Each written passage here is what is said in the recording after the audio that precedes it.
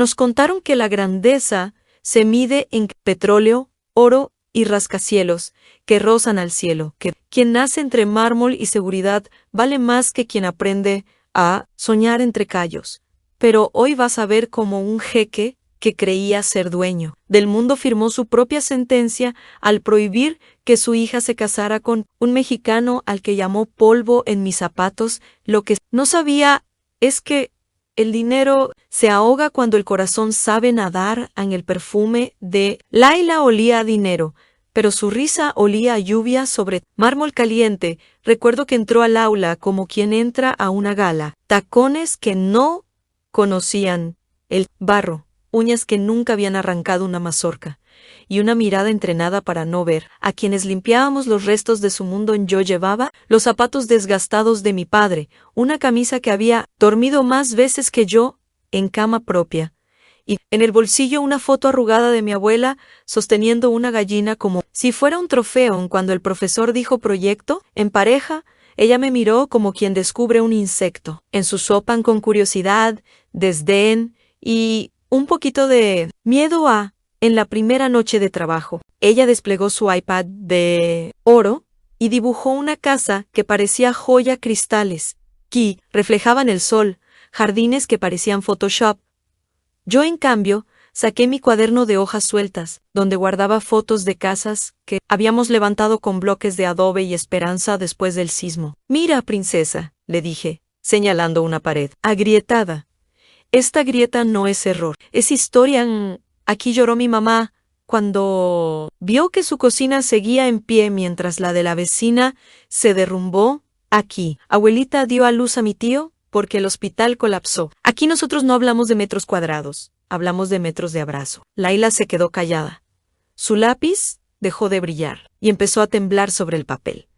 La siguiente semana llegó con olor a café de olla que yo llevaba en un termo prestado. Ella, por primera vez, lo olió antes que a su perfume francés. Pidió un sorbo y lo tomó sin azúcar, sin miedo. Se le quemó la lengua, pero no se quejó. Aprendió que el dolor también tiene sabor cuando viene acompañado de verdad. Mientras tanto, yo descubrí que detrás de sus pestañas postizas había unos ojos que se perdían cuando su padre la llamaba activo en vez de hija. Un día me mostró en secreto un tatuaje diminuto en el tobillo, una almendra que nadie más veía, porque en su mundo los cuerpos se alquilan, no se cuentan. Es mi única rebeldía, susurró. Mi forma de decir que existo sin permiso. Yo, sin pensar, le enseñé la cicatriz que tengo en el pulgar, un corte de machete cuando ayudaba a mi papá. Awabrish Sucus. Esta es mi firma, le dije. En la quemé. Recuerda que la tierra también firma contratos de vida. Cuando por fin entregamos el proyecto, ella ya no olía a dinero, no olía a tierra mojada, a sudor de albañil, a esperanza que se seca al sol y se rehumedece con cada latido. El dedo del jeque me apuntó como un fusil. ¿Cuánto ganas? Muerto de hambre. Me escupió y el número que balbucié, $5 la hora. Se desangró entre los mármoles. Omar dio una vuelta, su alabarda de oro brillando más que sus ojos. Con eso ni compras el polvo que pisas. A las palabras me clavaron los talones al suelo. No era solo humillación, era una lápida. A Laila temblaba detrás, sus sollozos ahogados por la alfombra persa que costaba más que mi pueblo entero. ¿Crees que mi hija puede vivir de dignidad y frijoles? Siguió. Y cada sílaba era un ladrillo en la boca del estómago. Abrí la boca, solo salió aire. Entonces me miró de arriba abajo, como quien revisa una mercancía defectuosa, y soltó la frase que aún me arde en los tímpanos. Eres polvo en mis zapatos. En ese instante sentí que mi historia se achicaba hasta convertirse en la huella de su suela. El cielo amaneció de cobre, como si el sol hubiera sangrado durante la noche.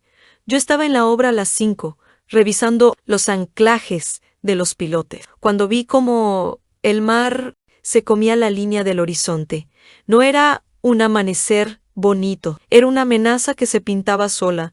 El viento olía a sal y a miedo, y las gaviotas, esas que siempre cantan, volaban, en silencio hacia tierra adentro, como si alguien les hubiera susurrado: hoy no toca morir. Llegó el jeque en su helicóptero, negro, con abrigo de cachemira y café traído. De París bajó, como quien pisa una alfombra invisible, mirando el cielo con fastidio, como si la tormenta fuera una sirvienta que se había equivocado de hora. Inauguración sí o sí ordenó, y sus palabras se llevaron el viento, pero no la voluntad de nadie. Los ingenieros extranjeros asintieron con sus tablets brillantes, dibujando sonrisas de plástico mientras el barómetro caía más rápido que sus bonos. Yo le dije al jefe de obra que aquello iba a estallar en mí. Respondió con una cartera llena de dólares y una frase que aún me quema: aquí el único huracán que importa lleva la firma del jeque. Entonces entendí que para ellos el dinero era un dios sordo que no oye el trueno. La fiesta empezó con violines y fuegos artificiales que intentaban perforar el cielo. Cada vez más negro, las modelos lucían vestidos que valían más que mi aldea entera, y los hombres discutían sobre si el caviar era mejor con champán o con lágrimas. Yo me quedé en la orilla, viendo cómo las olas crecían, como si el mar quisiera recuperar lo que alguna vez fue suyo. Cuando el viento azotó la primera carpa, sonó como un látigo sobre la cara de alguien que no se había preparado para recibir el castigo. Luego vino el agua, no gotas sino puntales de plomo que atravesaban la tela, la madera, la piel, la arrogancia. Los invitados corrieron en tacones que se hundían en la arena como ilusiones baratas. El Jackie gritó: «¡Protejan la inversión!». Pero el huracán no habla inglés ni árabe. Habla el idioma de la verdad que todo lo iguala. Y ahí, entre el caos de cristales rotos y vestidos de fiesta convertidos en trapos, comprendí que la riqueza también puede ahogarse, y que cuando el mundo se moja, todos olemos igual a miedo y a sal. El agua ya me llegaba a la cintura cuando abrí la puerta del ascensor y vi al jeque encogido como niño perdido, su túnica de seda pegada al cuerpo, sus zapatos italianos flotando como barquitos de lujo sin rumbo. «Andeme la mano». «Rápido», grité, y por primera vez él obedeció a un sirviente sin discutir. Lo jalé con tal fuerza que sentí crujir su orgullo. Afuera, su imperio. Se ahogaban alfombras persas, sirviendo de colchoneta a abuelas. Botellas de champán convirtiéndose en biberones improvisados mientras él temblaba. Envuelto en una toalla del staff, yo repartía agua de pozo en botellas plásticas que antes guardaban whisky de $1000. «¿Qué quieres?», me preguntó después, con voz quebrada. ¿1.010.000? Le respondí. Quiero que recuerde que cuando el dinero se moja, pesa. Pero cuando el corazón se moja, flota. Abrí la puerta del jardín y la arena aún guardaba la huella de sus pies descalzos. Laila llegó con su vestido blanco de algodón, sin zapatos, sin prisa, sin precio en su padre, sin corona. Me entregó su mano temblando y dijo: «Perdón por no verte antes. Hoy sé que el oro más puro late, no brilla».